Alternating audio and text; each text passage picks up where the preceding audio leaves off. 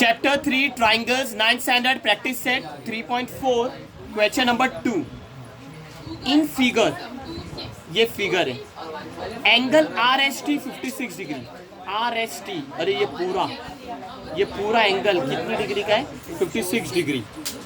फिर उन लोगों ने क्या दिए मालूम P T perpendicular to ray S T P R perpendicular to ray S are.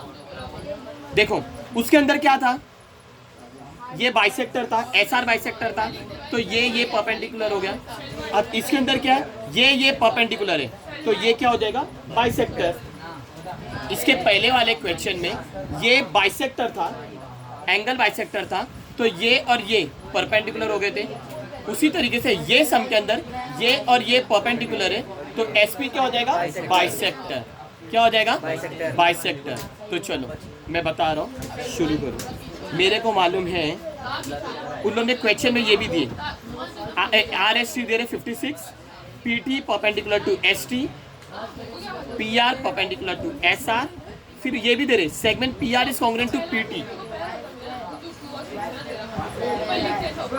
जो वैल्यू पी आर की वही वैल्यू पी टी की दिए नहीं उन लोग ने P R P T equal भी है ना।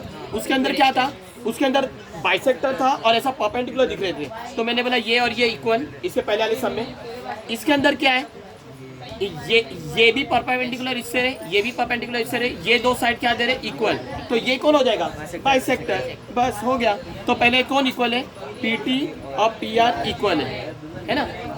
ये तो है P R perpendicular to S R P T perpendicular S T ये तो क्वेश्चन में दिए। ये तो मेन गिवन है ये दोनों क्या है इक्वल। लिख के बताओ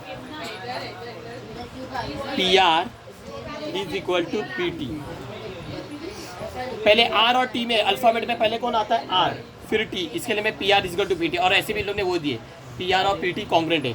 देखो कॉन्ग्रुएंट लिखेंगे तभी सेगमेंट बताओ। जब कॉन्ग्रुएंट नहीं लिख रहे तो विदाउट सेगमेंट लिखो। गिवन दोनों एक ही मतलब है ये और ये एक ही मतलब है फर्क इतना इक्वल टू है और इधर क्या है कॉन्ग्रुएंट और यहाँ पे सेगमेंट है यहाँ पे सेगमेंट नहीं है। सेगमेंट नहीं लिखेंगे तो इक्वल टू लिख लेंगे। मेरे को मालूम है ये और ये इक्वल है अब मेरे को मालूम है ये और ये इससे क्या है परपेंडिकुलर है तो पॉइंट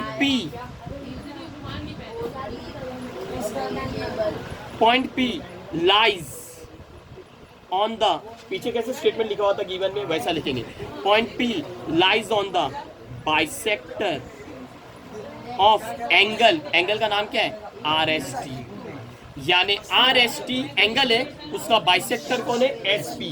तो अपन ने लिखे क्या point P lies on the bisector S P bisector है एस पी के ऊपर पॉइंट पी लाइज हो रहा है कौन सा angle R S T. Reason क्या लिखेंगे एंगल बाइसेक्टर थ्योरम। ये याद रखो एंगल बाइसेक्टर थ्योरम। क्यों लिखा मैंने एंगल बाइसेक्टर थ्योरम क्योंकि मेरे को मालूम है ये परपेंडिकुलर टू ये है ये परपेंडिकुलर टू ये है और इन लोग दोनों इक्वल है इसके लिए ये कौन हो जाएगा बाइसेक्टर। तो point P lies on the bisector of angle R S T. इतना समझ आ गया। यानी एस पी कौन हो गया बाइसेक्टर। देयरफॉर रे बोलूंगा। क्यों रे बोलूंगा क्योंकि एक एरो है ना रे S P is the bisector of angle R S T. रे एस पी कौन हो जाएगा bisector of angle R S T. Fine क्या करने का है आर एस पी फाइन करने का है। क्या फाइन करने का है अगर ये पूरा 56 है तो आर एस पी 56 का आधा क्योंकि ये बीच में से निकल रहा है। व्हाट इज डूइंग तो जो फाइन करने का क्या फाइन करने का आर एस पी। तो आर एस पी है ना आर एस पी क्या रहेगा half of are S P is half of angle R S T है ना। क्यों आधा हुआ क्योंकि रे एस पी कौन है बाइसेक्टर एकदम बीच में से निकल रहा है ये एंगल इक्वल। तो जो भी फाइन करने बोले आर एस पी बोले ना आर एस पी आधा दिख रहा है आर एस टी का। अगर उन लोग ने समझो ये बोलते टी एस पी तो टी एस पी भी क्या रहेगा आधा आर एस टी का।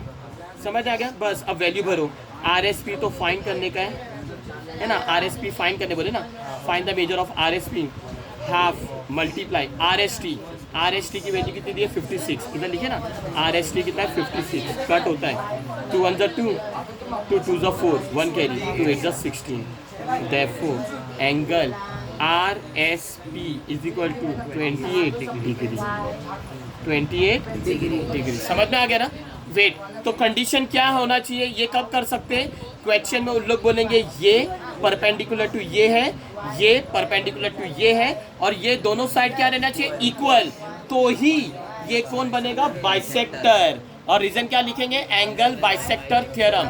लेकिन अपन पहले ये बोलेंगे point P lies on the bisector of angle RST, therefore रे SP is the bisector of angle RST। Okay, फिर भर देंगे।